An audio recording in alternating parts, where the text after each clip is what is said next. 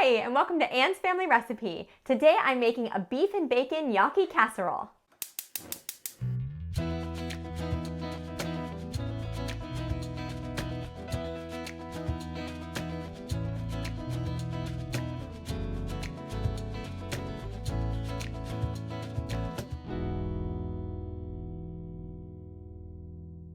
So today's recipe was something my mom made for my family when we were visiting for Thanksgiving break, and we all loved it. It was something we'd never had before. It's a combination of ground beef and gnocchi and like a creamy tomato sauce with lots of cheese on top, and it was so good. Both my husband and I enjoyed it, and all of the kids too. So definitely a crowd pleaser. So the first thing we have to do is cook up some bacon. So I'm starting with 8 slices of bacon here in my skillet, and I just turned the heat on probably about medium-high, and I'm going to crisp those up on both sides and then drain them on a paper towel that's next to me here on a plate.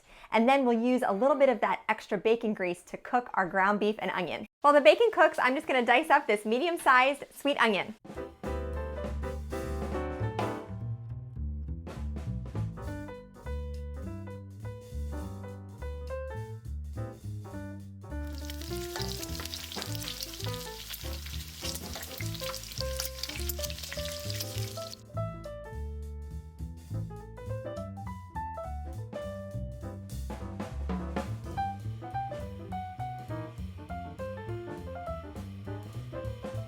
My bacon is cooked, and I reserved about a tablespoon of that hot bacon grease, and now I'm adding in my diced onion. I'm going to get that cooking a little bit first, and then I'll add the ground beef to it. And today I'm using about a pound of 80/20 ground beef. So while my onions are cooking, I have a medium-sized saucepan over here of water that I'm bringing to a boil because I'm going to cook my gnocchi at the same time as my ground beef. I'm using a bag, it's a 16-ounce bag of frozen gnocchi. It cooks just for about 2 or 3 minutes, so it's a really quick dish to pull together.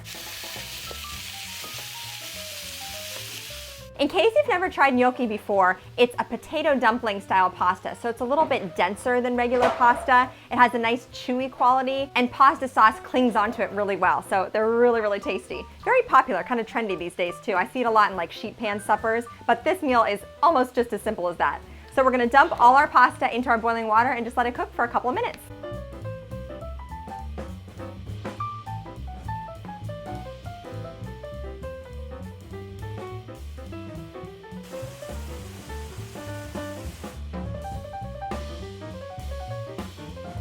Now I'm ready to assemble my casserole. So I drained the fat from my beef and onions, and I'm going to add a little bit of a sauce to it. So that starts with just a cup of water.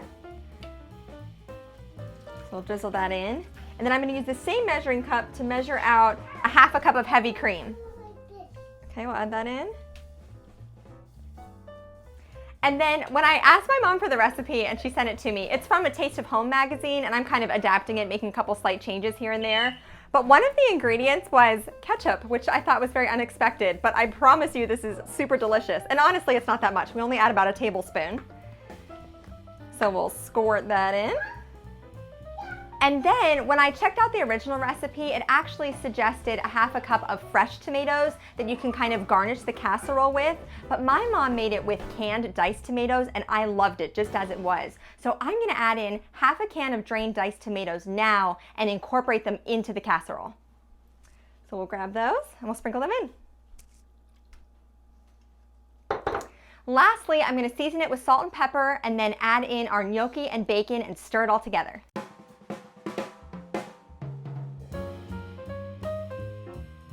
So I'm taking about half of the bacon here, so about 4 strips, and I'm just going to crumble that in, and then we'll reserve the other half of the bacon to sprinkle on top when it's all finished.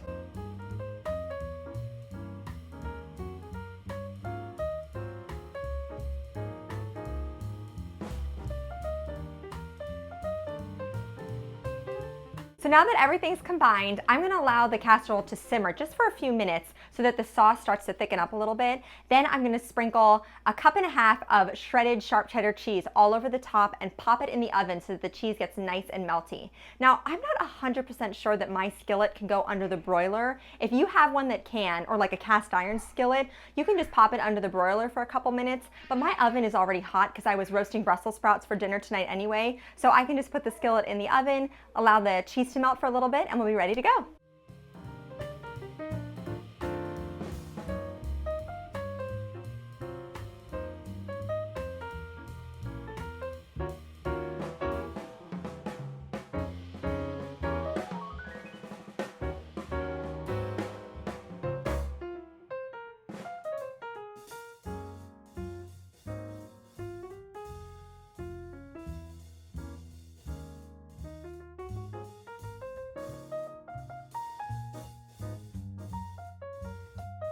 It smells incredible in here, and now I get to give my beef and bacon gnocchi casserole a taste.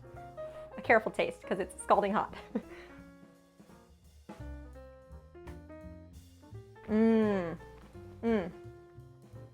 Tastes just like my mom made it. Super creamy, salty from the bacon, a little bit crunchy from the bacon too.